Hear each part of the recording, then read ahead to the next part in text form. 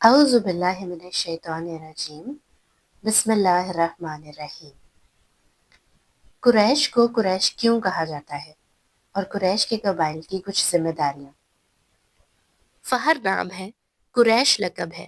بعض کہتے ہیں کہ قریش نام ہے اور فہر لقب ہے۔ انہی کی اولاد کو قریشی کہتے ہیں، اور جو شخص فہر کی اولاد سے نہ ہو ان کو کنانی کہتے ہیں، اور بعض علماء کہتے ہیں کہ قریش نضر بن کنانہ کی اولاد کا نام ہے۔ حافظ الہی فرماتے ہیں کہ یہی صحیح ہے، اور محققین کا قول ہے کہ قریش نضر بن کنانہ کی اولاد کو کہتے ہیں، اور بعض احادیث مرفوعہ بھی اسی کی وعید ہے۔ امام شافعی رحمۃ اللہ علیہ سے بھی یہی منقول ہے کہ قریش نضر بن کنانہ کی اولاد کا نام ہے۔ بعض حفاظ حدیث فرماتے ہیں کہ فہر کے باپ مالک نے سوائے فہر کے کوئی اولاد نہیں چھوڑی، اس لیے جو شخص فہر کی اولاد سے ہے وہ نضر کی اولاد سے بھی ہے، لہٰذا قریش کی تعین میں جو اقوال مختلف تھے وہ سب بحمدللہ متفق ہو گئے۔ قریش کی وجہ تسمیہ۔ قریش ایک بحری جانور کا نام ہے جو اپنی قوت کی وجہ سے سب جانوروں پر غالب رہتا ہے۔ وہ جس جانور کو چاہتا ہے کھا لیتا ہے، مگر کوئی اس کو نہیں کھا سکتا۔ اسی طرح قریش بھی اپنی شجاعت اور بہادری کی وجہ سے سب پر غالب رہتے ہیں، کسی سے مغلوب نہیں ہوتے، اس لیے قریش کے نام سے موسوم ہوئے۔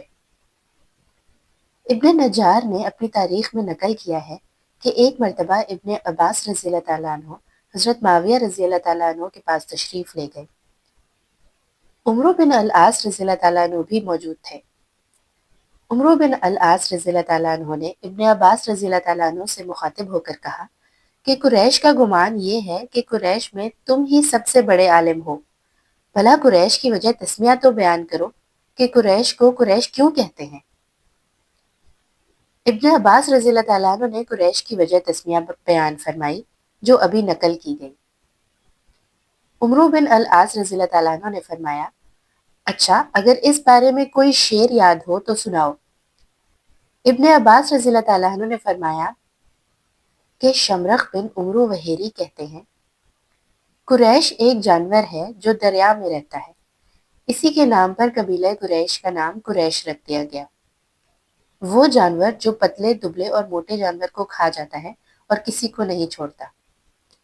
اسی طرح قبیلہ قریش شہروں کو سرعت کے ساتھ کھا جاتا ہے، اور اسی قبیلہ قریش میں سے اخیر زمانے میں ایک نبی ظاہر ہوں گے جو خدا کے نافرمانوں کو کثرت سے قتل کریں گے اور زخمی کریں گے۔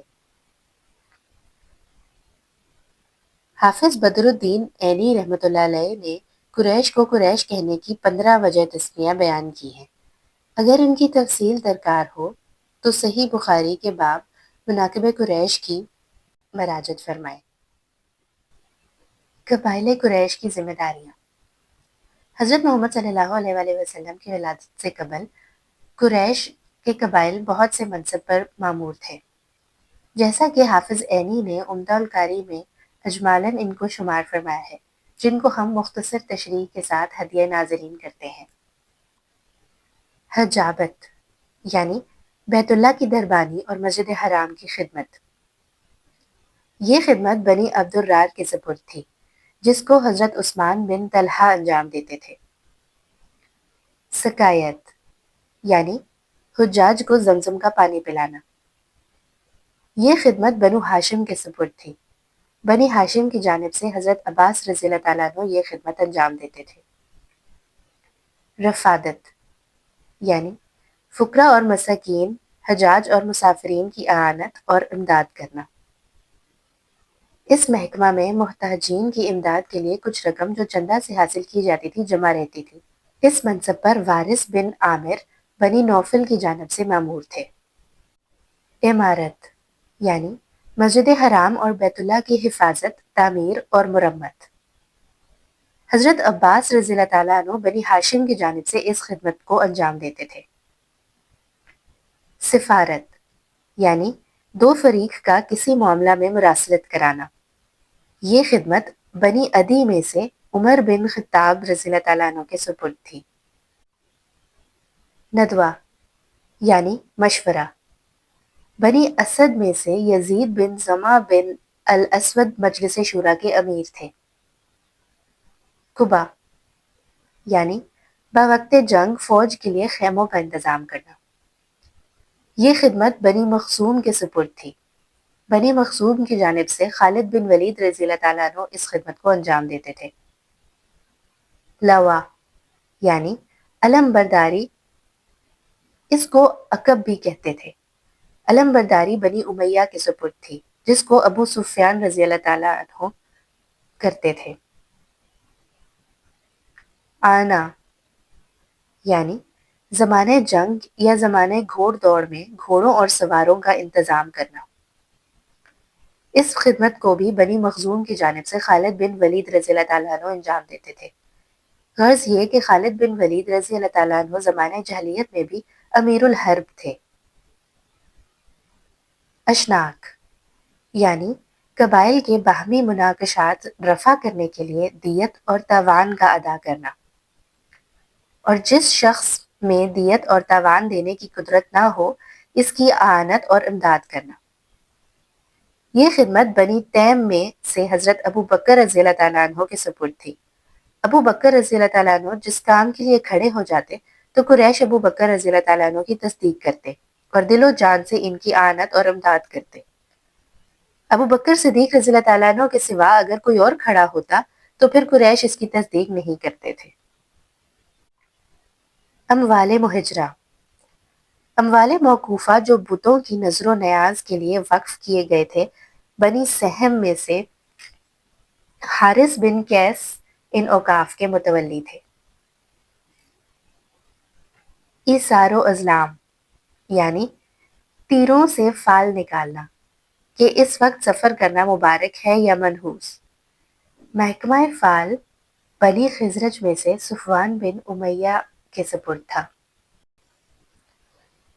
ایک حدیث میں ہے کہ نبی اکرم صلی اللہ علیہ وسلم نے ارشاد فرمایا کہ جبرائیل نے مجھ سے یہ بیان کیا کہ میں نے مشرق سے لے کر مغرب تک تمام زمین کو چھان ڈالا مگر بنی ہاشم سے افضل اور بہتر کسی کو نہ پایا۔ اس حدیث کو امام طبرانی اور امام احمد نے روایت کیا ہے۔ حافظ عسقلانی رحمۃ اللہ علیہ فرماتے ہیں کہ اس حدیث پر صحت کی علامات اور آثار بالکل نمایاں اور ظاہر ہیں۔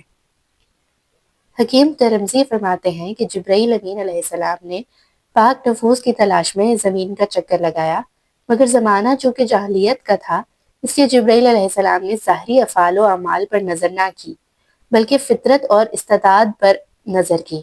اس اعتبار سے عموماً عرب اور خاص بنی ہاشم سے کسی کو افضل نہ پایا۔ اس زمانہ میں عرب کو تمام اقوام عالم پر چند و جو سے ایسا تفوق اور امتیاز حاصل تھا کہ کوئی قوم ان کی ہم پلہ اور ہمسر نہ تھی۔ حسب و نسب، عربوں میں حسب و نسب کا اس درجہ اہتمام تھا کہ انسانوں سے گزر کر گھوڑوں کے نسب نامے بھی یاد رکھے جاتے تھے۔ شجاعت، بہادری اور شجاعت کا یہ حال تھا کہ جس وقت سارا عالم کیسر و کسرا کا محکوم اور غلام بنا ہوا تھا، عرب اس وقت باوجود اپنی بے سر و سامانی کے کسی کا محکوم نہ تھا۔ جرأت کا یہ حال تھا کہ عرب کا ایک ادنا فقیر بات کرتے وقت کسی بڑے بادشاہ سے بھی مروب نہ ہوتا تھا۔ سخاوت و ایثار، سخاوت کا یہ حال تھا کہ ایک مہمان کی خاطر سالم اونٹ ذبح کر ڈالتے تھے۔ خود بھوکے رہنا گوار تھا مگر مہمان کا بھوکا رہنا ناممکن۔ قوت حافظہ اور ذکاوت، عرب کے حافظہ اور ذکاوت کا تو چار دانگ عالم میں ڈنکا ہے۔ 100 اشعار کا قصیدہ ایک ہی مرتبہ سن کر یاد ہو جاتا تھا۔ غیرت و حمیت، غیرت و حمیت کا یہ حال تھا کہ اپنی یا اپنے قبیلہ کی ادنا بے حرمتی پر جان و مال کو پانی کی طرح بہا ڈالتے تھے۔ آپس کے جنگ و جدال اکثر و بیشتر اسی وجہ سے ہوتے تھے۔ فصاحت و بلاغت، فصاحت و بلاغت میں کوئی زبان عربی زبان کی پاسنگ بھی نہیں، بلکہ اول تو کسی زبان میں علم و بلاغت پر مستقل کتابیں نہیں، اگر کچھ ہیں تو وہ سب عربی زبان کی کتابوں سے ماخوذ اور مسروق ہیں۔ ان تمام خصلتوں کی وجہ سے اللہ تعالیٰ نے عرب قوم کو چن لیا۔ یہی عرب جاہل قوم جو عملاً درندوں سے بھی بدتر تھی، وہ ملائک سے بھی افضل اور بہتر ہو گئی، اور یہی قوم جو قتل و غارت گری میں مبتلا تھی، جب راہ خدا میں جاں بازی اور سرفروشی کے لیے کھڑی ہو گئی تو آسمان کے فرشتے سفید یا زرد یا سیاہ عمامے باندھ کر ان کی نصرت اور اعانت اور ان کے دشمنوں سے جہاد و قتال کے لیے حاضر ہو گئے۔ بہرحال عرب کے لوگ اگرچہ افعال اور اعمال کے لحاظ سے فی الحال اچھے نہ تھے، مگر اخلاق اور ملکات اور استعداد اور فطرت کے لحاظ سے نہایت پسندیدہ تھے۔ اعمال کی اصلاح سہل ہے، مگر اخلاق اور فطرت اور جبلت کا بدلنا ناممکن ہے۔ اس لیے اللہ تعالیٰ نے اپنی نبوت اور رسالت کے لیے اس خاندان کو منتخب فرمایا تاکہ اس قوم سے جو نبی صلی اللہ علیہ وسلم پیدا ہوں وہ کامل الاخلاق السلیم الفطرت اور صحیح الجبلت ہوں۔ اس لیے کہ نبی صلی اللہ علیہ وسلم کے لیے کامل الاخلاق ہونا ضروری اور لازمی ہے تاکہ وہ دوسروں کی اصلاح کر سکیں۔